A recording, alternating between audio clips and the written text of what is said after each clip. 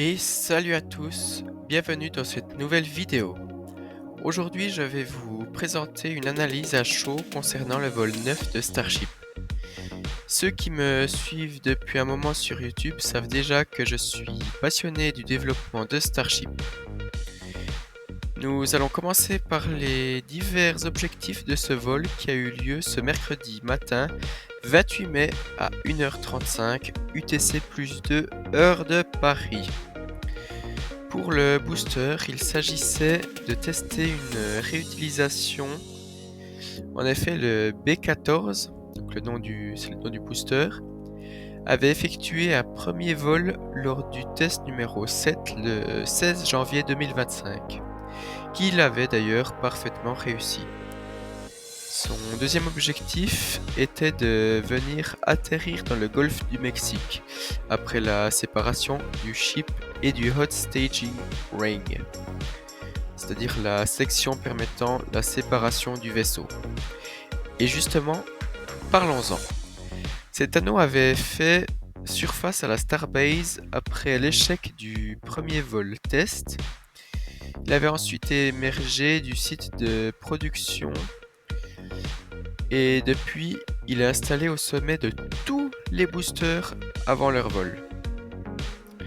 Lors des tests précédents, le booster avait une trajectoire très imprévisible juste après la séparation des deux étages. Donc, ça pouvait aller à gauche, à droite, vers le bas, vers le haut. C'était très incertain.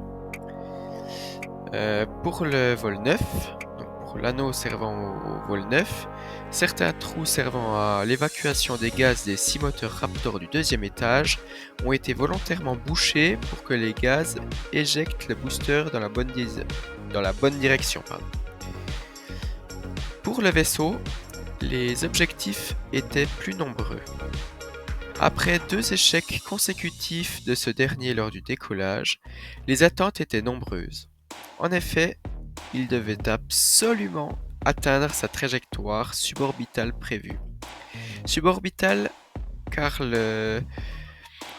en cas de problème lors du désorbit burn, c'est-à-dire la poussée qui sert à désorbiter le Starship, il faut garantir que le vaisseau de 52 mètres de haut par 9 mètres de diamètre ne revienne pas sur Terre à un endroit imprévu, comme par exemple une ville.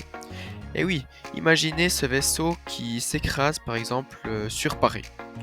En bon français, ça mettrait un beau bordel. Peu après la fin de la mise en suborbite, la porte cargo devait s'ouvrir pour tester le largage de simulateurs de satellite Starlink. Après cela, un moteur Raptor devait se rallumer pour simuler un désorbit burn.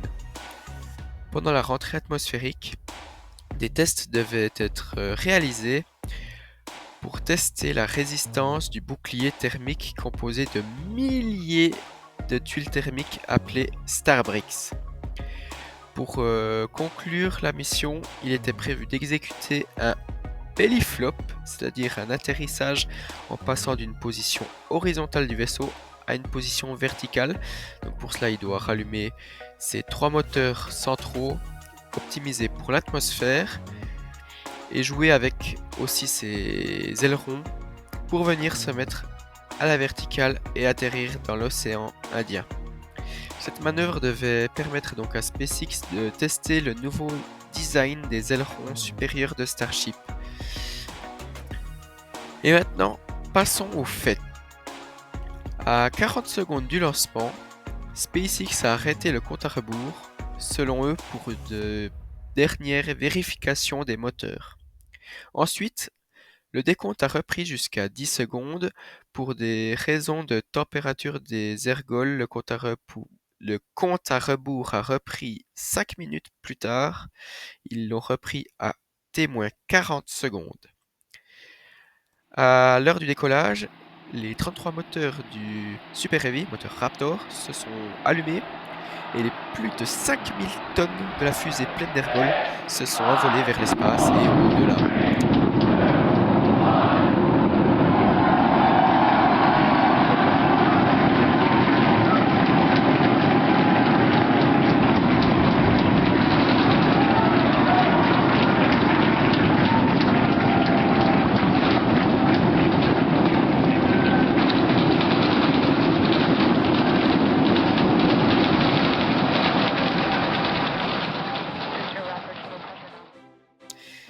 peu de temps après, le lanceur a atteint Max Q. C'est le moment où les contraintes aérodynamiques exercent le plus de contraintes sur la fusée. À 2 minutes et 30 secondes, 30 des 33 moteurs se sont éteints comme prévu. Les 6 propulseurs du deuxième étage se sont allumés et la séparation, donc le hot staging, a eu lieu. Tout s'est déroulé comme prévu selon mes observations lors de ce vol. Et du coup, les modifications apportées au hot staging ring m'ont l'air d'avoir été fructueuses. Directement après la séparation, 10 des 30 moteurs éteints se sont réallumés pour effectuer le boost back burn. Une fois cette poussée terminée, donc cette poussée qui vise à ramener le booster, en l'occurrence cette fois-ci au golfe du Mexique, et bien une fois cette poussée terminée, le hot staging a été séparé comme prévu. Donc cet anneau qui à terme sera fixe au booster et ne sera pas enlevé.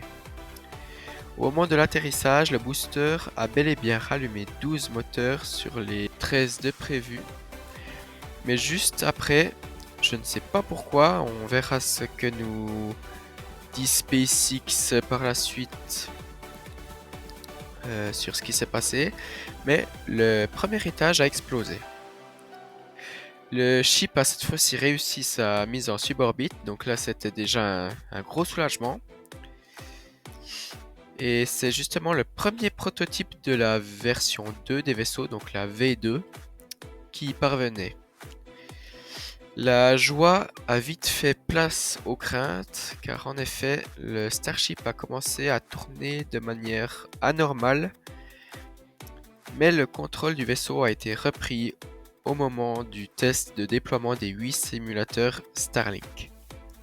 Seulement, la porte de la soute n'a pas réussi à s'ouvrir. Et oui, elle s'est que ouverte à moitié, ce qui est ennuyeux pour le déploiement de Starlink. Il a donc été décidé de refermer la porte et probablement qu'ils ont réessayé de l'ouvrir, mais sans succès, et ils ont finalement décidé d'abandonner ce test. Ensuite, les vrilles ont recommencé de plus belle, et SpaceX a annoncé qu'une fuite d'ergol empêchait la contrôlabilité de Starship. Très logiquement, les équipes de SpaceX ont décidé de ne pas exécuter le test de réallumage du moteur Raptor dans le vide spatial. Cela aurait pu probablement, selon moi, à cause de cette fuite, causer l'explosion du vaisseau ou d'autres problèmes.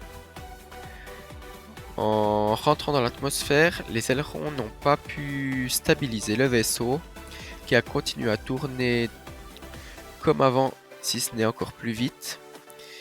Et les frottements de l'atmosphère ont commencé à chauffer les tôles en acier inoxydable de Starship.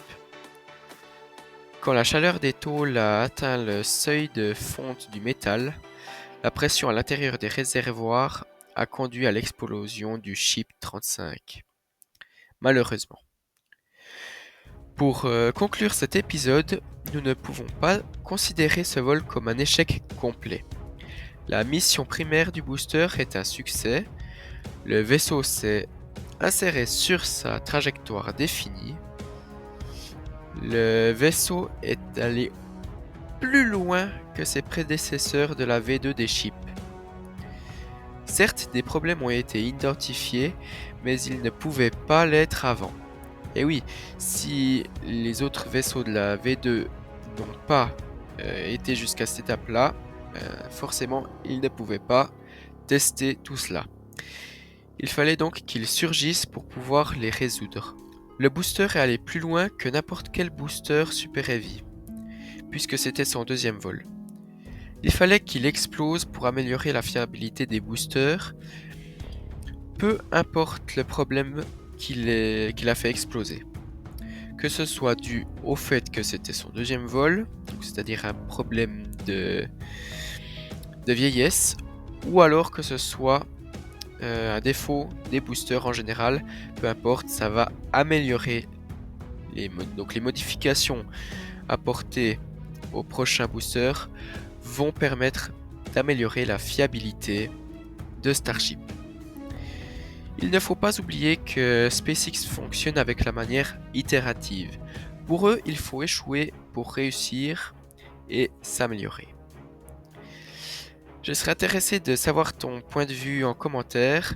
Pour toi, ce vol, s'agit-il d'un échec ou d'une réussite?